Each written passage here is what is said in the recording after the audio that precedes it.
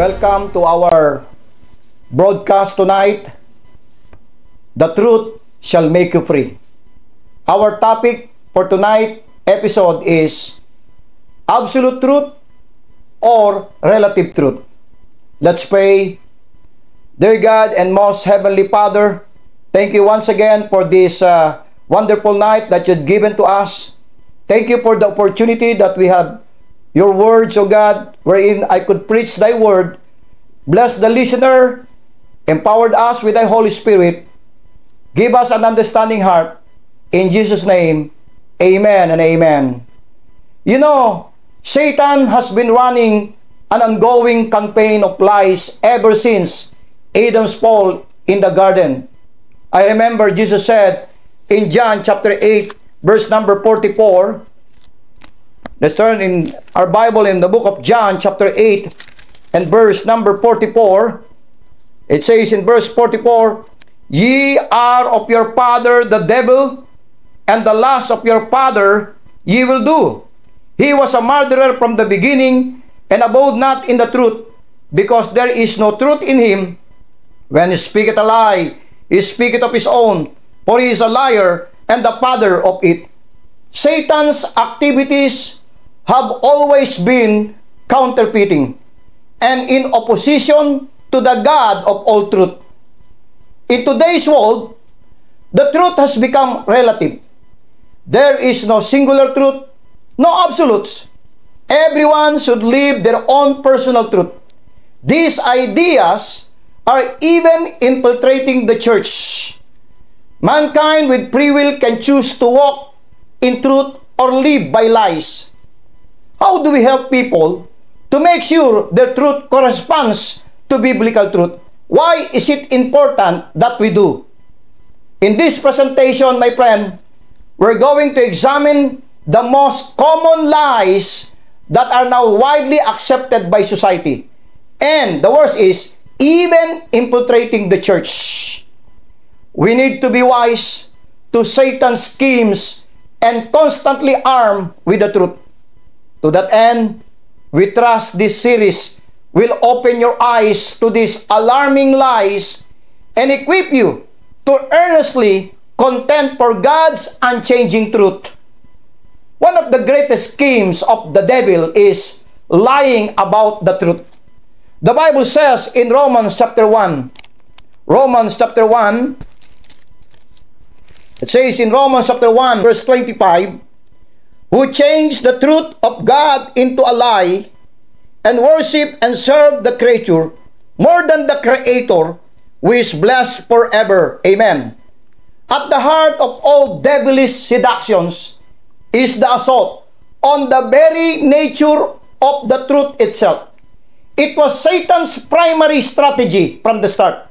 Remember, back in the Garden of Eden in Genesis chapter 3 verse 1, today, that schemes lives on in the lie that all truth is relative. I remember Chief Justice Fred N. Vinson said, "Nothing is more certain in modern society than the principle, according to this man, that there are no absolutes. All concepts are relative."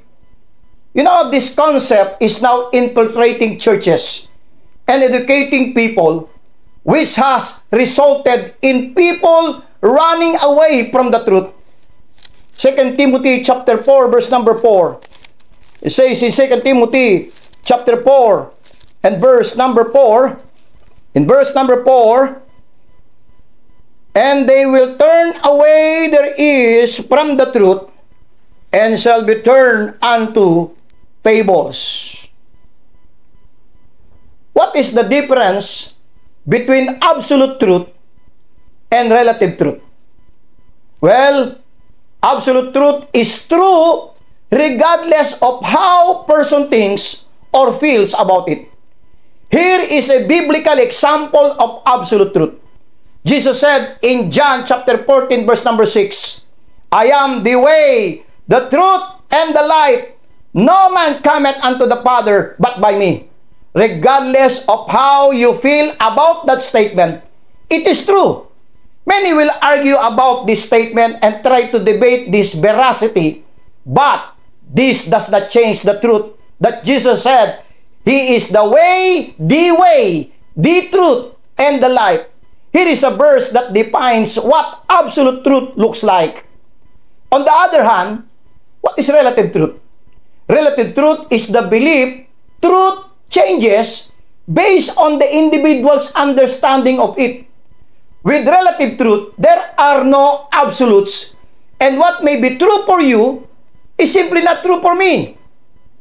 A common statement reflecting relative truth may sound like this: you have your truth, and I have mine.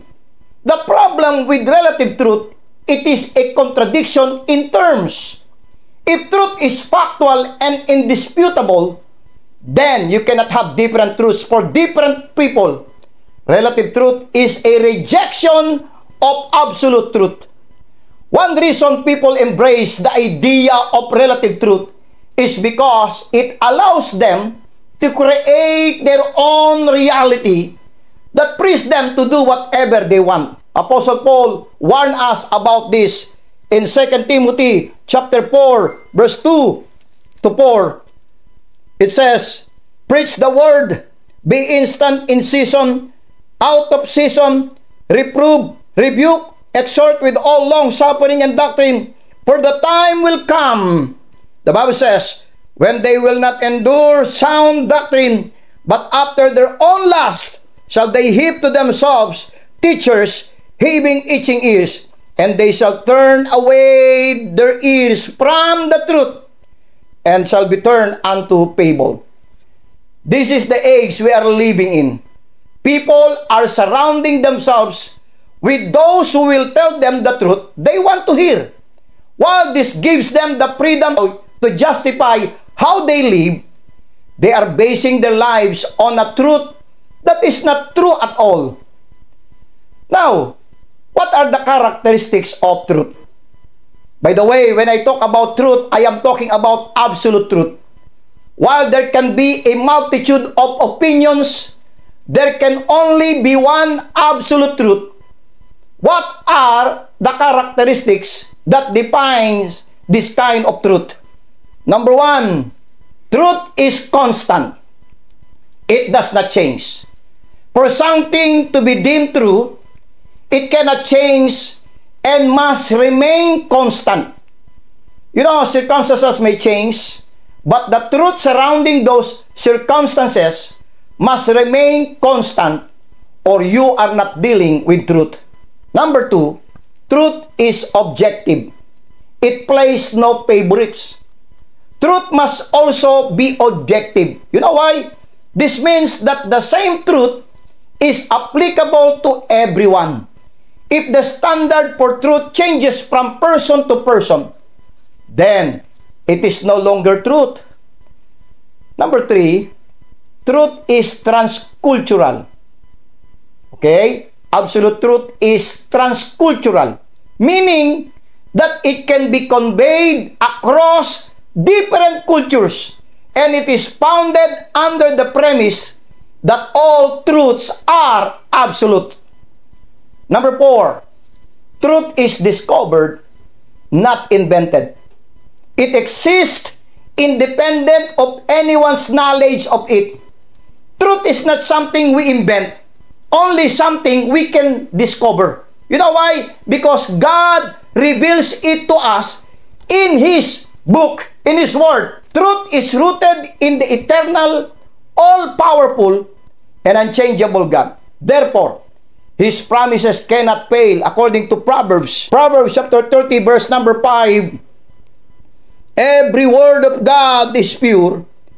He is a shield unto them that put their trust in Him. Every word of God is pure. In John chapter 16, the Holy Spirit leads people into truth. Let's turn to John chapter 16.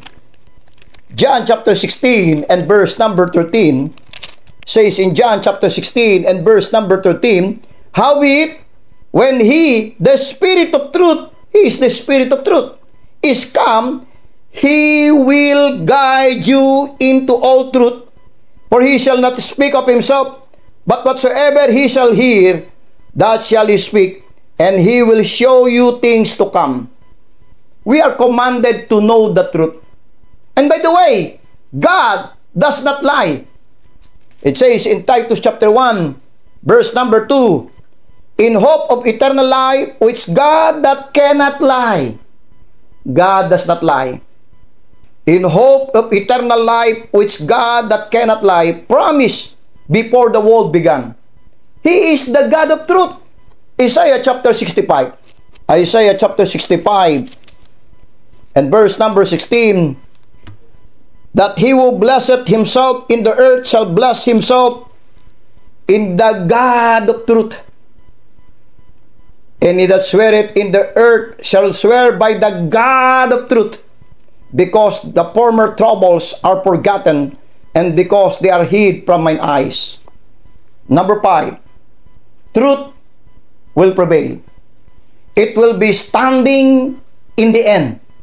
In Matthew chapter 24, verse 35, the Bible says in Matthew chapter 24, verse number 35, says in verse 35, heaven and earth shall pass away, but my words shall not pass away. 1 Peter chapter 1, verse 23. Truth will prevail. It says in 1 Peter chapter 1, verse number 23, being born again, not of corruptible seed, but of incorruptible, by the word of God, which liveth and abideth forever. Well, I believe as a Christians, we have a responsibility to defend the truth. At the end of the day, truth will defend itself. Time is the greatest ally of truth. Eventually, the lies will fall by the wayside, and all that will be left is the truth. What is truth? In concluding of this presentation, what is truth? Number 1, God is truth. Deuteronomy chapter 32. Deuteronomy chapter 32 says in Deuteronomy chapter 32 and verse number 4. Deuteronomy chapter 32 verse number 4, He is the rock, His work is perfect, for all His ways are judgment, a God of truth, and without iniquity, just and right is He. Psalm chapter 31. Psalm chapter 31. Psalm chapter 31 and verse number 5. Into thine hand I commit my spirit, for thou hast redeemed me, O Lord God of truth. What is truth? God is truth. Number 2, God's word is truth.